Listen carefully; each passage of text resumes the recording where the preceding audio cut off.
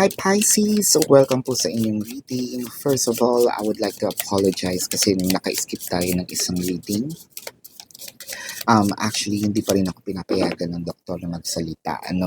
So, dahil makulit lang tayo at nakakahiya naman kung hindi ako makapagbigay ng information or ng reading sa inyo. Kung magpo-post tayo ng medyo matagal, baka hindi rin naman maganda, no? So, tsaka hiya ko na lang din.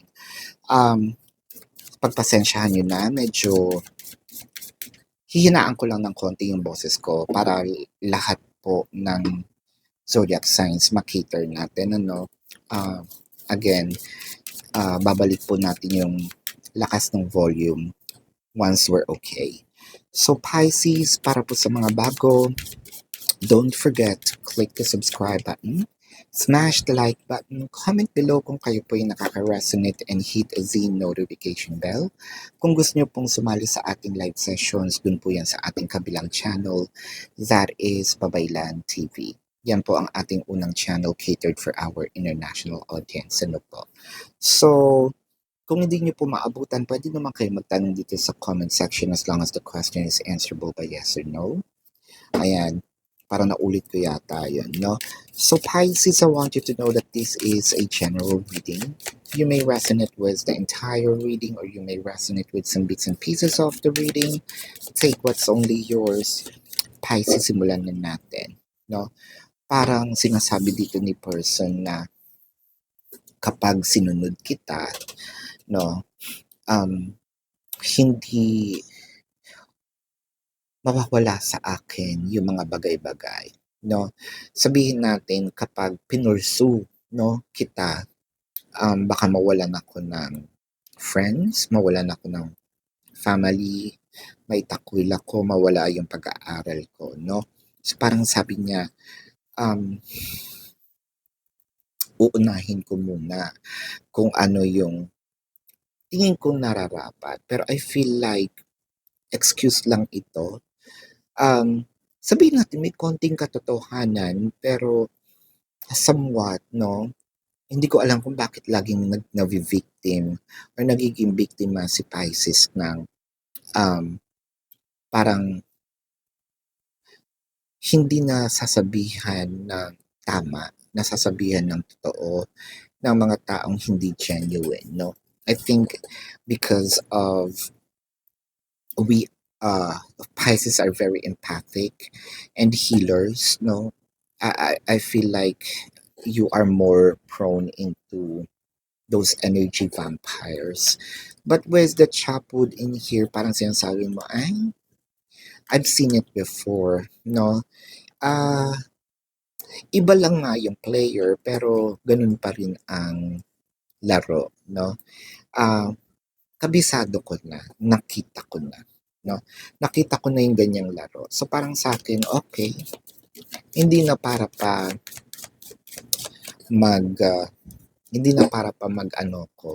makipagtalo, no? Magbigay ng paksyon. Ang sa akin kung anong gusto mong gawin, no? Mabuti na lang din at medyo maaga-aga, no? Maaga-aga mo itong ipinahiwatig, maaga-aga mo itong ipinakita, no? Masakit, yes. But I feel like alam nga naman pilitin kita. No? With the Ace of Pentacles and the Four of Pentacles. So parang si Pisces ngayon, yung ibinibigay niyang attention, affection, energy, parang sabi niya, sandali, akin na nga uli yan. Not because of masama ang ugali, no, ni Pisces. Pwede rin, no? Kasi parang nagising ang natatagong kumbaga kademonyohan, ginising mo kasi, no? Pero parang ang nangyari ngayon is, bakit ako magbibigay sa iyo kung hindi mo naman ako kayang suklian, di ba? Or kung hindi mo naman kayang ibigay kung ano yung ina-expect ko. So yung time na ibibigay ko sa iyo, ibigay ko na lang sa akin, di ba? Siguro might as well ganun na lang.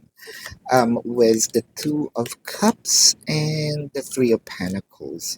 So parang ngayon, iniisip ko, totoo ba, no, itong nararamdaman mo sa akin? Totoo ba itong mga pinapakita mo? Dahil I am starting to ask questions, no? Kung seryoso ba ang take mo dito sa relasyon na ito or baka ako lang ang nagseseryoso, no? With the Seven of Pentacles and the Death cards, it felt like, nandito na naman ako sa waiting game. Mabuti na lang din at medyo nama-master ko na, no, itong on and off situation. Might as well ako na lang din uli ang magsimula ng stop muna 'to, 'no? Um, Siguro I will make a journey deep within myself and deep dive kung saan ba ako nagkamali, kung ano ba yung mga nagawa ko, and hindi na rin bago 'no, sa akin ang, mag-journey mag-isa 'no. With the Three of Cups and the King of Swords. So, meron tayong mga nakikita, 'di ba sabi ko na, ah, meron akong nakikitang mga post na ginagawan mo lang ako ng excuses 'no, or merong mga dumadating sa'king mga balita na alam ko naman na ganyan ang mangyayari 'no. Kaya bakit ko naman din sasayangin or uubusin yung energy ko para ano, mapundi, para ano, mawala ako sa katinuan 'no. Hindi na 'no. Kumbaga, you old people 'no, ah, parang iisa lang yung mga laro ninyo 'no, master ko na 'yan, hindi niyo ako mapapaiyak ngayon 'no, hindi na. With the Nine of Cups and the Lovers, it kinda make me feel that this is more of surpassing the challenges, and ito yung parang situation na hindi, bakit gano'n? Mahal mahal naman kita, pero walang luhang papatak. Hindi yata papatak ang luha ko, or kung malulungkot man ako, sobrang sandali lang. Parang nagkaroon ako ng autoimmunity 'no, sa mga ganyang sakit at sa mga toxic na mga tao. So, I feel like, ang gagawin dito ni Pisces is parang they will take it very slightly 'no. Wow, ang strong naman. So, tingnan natin dito ang emotion. This could be your emotion or your person's emotion, no? Uh, you're mine forever and ever. And do you miss me the way I miss you?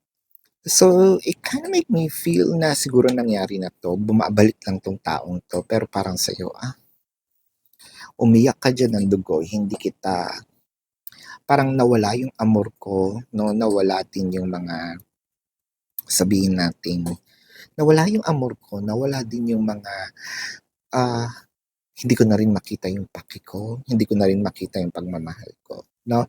So Pisces, tingnan natin dito yung zodiac sign ni person. Now, this could be their sun sign or a placement in their chart.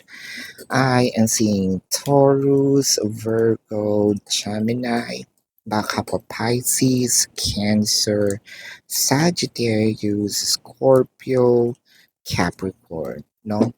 So, this is your reading. Para po sa mga bago, don't forget to click the subscribe button, smash the like button, comment below kung kayo po ay nakaka-resonate, and hit the notification bell. Kung gusto niyo pong sumali sa ating live session sa kabilang channel po yan, that is Babaylan TV. Yan po ang ating unang channel catered for our international audience. Ano po? So kung gusto niyo sumali sa live sessions, you're very much welcome. Kung hindi naman po, yes or no sa question dito po sa comment section. Pero kilalang-kilala niyo po ang sarili ninyo, Pisces, no? Kung hindi kayo papatulugin ng yes or no lang, pumunta na kayo din sa description box. Click the link, you're gonna be routed to, or you will be routed to my website. Nang una nyo makikita is yung question form.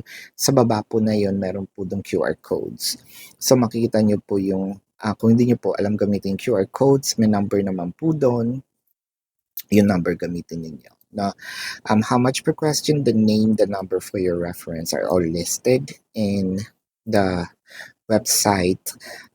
May nagtanong po sa akin, Kasi ang nilagay ko lang dun na QR code is for 1 question, 2 questions, the 4 questions plus 1 which is the promotion and yung private reading. So sabi niya, tatlo yung tanong ko, ano pong gagawin ko? Simple arithmetic po yan, no? 1 plus 1 equals 2. So, 1 plus 2 equals 3. Ayan. So, gamitin niyo po yung dalawang QR code. So, take advantage of the 4 question plus 1. If you want to book a private reading, pakihanap na lang po yung QR code doon sa website. Ayan. So, Pisces, meron na rin po tayong mga TikTok exclusive. So, hindi po yung makikita sa Facebook. Meron tayong Facebook exclusive, hindi po yun makikita sa TikTok or sa YouTube. And ito po, baka gawin ko na itong privately for YouTube per se, no? This is your reading, Love and Light. Namaste. See you po sa susunod na reading. Goodbye.